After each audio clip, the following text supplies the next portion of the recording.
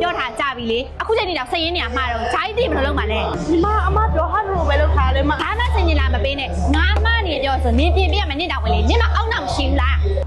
မင်းတို့ဘာဖြစ်နေကြလဲ ဟောကိုဆိုင်ညီမကလေအီမိုစင်ရင်းနေတင်ပေးနေတာ तू တခြားလိုက်မလို့လို့ကိုရဲ့ တင်ပေးရဆိုလဲတိုးသက်တာတော့လေဆိုင်ထဲမှာ customer ရှိတယ်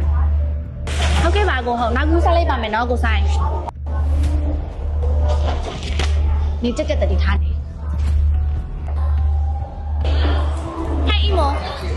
ဘာရဝဲလာလဲ သူဟိုဆိုင်က black coffee ဝခိုင်းလို့ပါအမ ကိုဆိုင်ကဘယ်တော့က black coffee တောက်လို့လဲညို့တခါပြောထားလေနားမလဲဘူးဒီမဲ့ကိုဆိုင်က coffee ဆိုရင်ချိုလေးမှတောက်တတ်တာပေးအဲ့ဒါငါ့ကိုရော့ဒီ coffee ချိုလေးတောက်ပို့လိုက်တခါပြောရင်လည်းနားမလဲဘူးသွား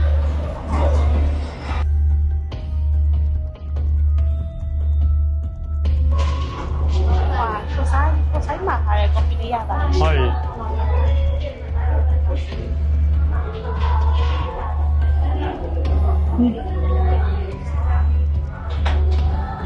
ဒီမို့နင်းကောက်လာနောက်နေရလား ဆိုတော့ဘာများထည့်လို့လဲမသိဘူး ငါ coffee ကိုဆိုရင် black ပဲကြိုက်တယ်ဆိုတော့နင်းမသိဘူးလားနင်းဝယ်လာတဲ့ coffee နင်းတောက်ကြည့်ဦး မဝယ်လာ ဟဲ့အီမွန်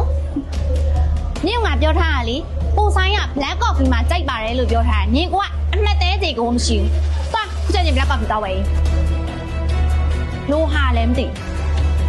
ကိုဆိုင်နောက်ဆိုရင်လေညီမအီမွန်တေချာမှာထားလိုက်ပါမယ်နော်ကိုဆိုင်အီမွန်ကလေအဲ့လိုပဲကြပြကြရနဲ့ကိုဆိုင်ရဲ့ အေးကြည့်ရ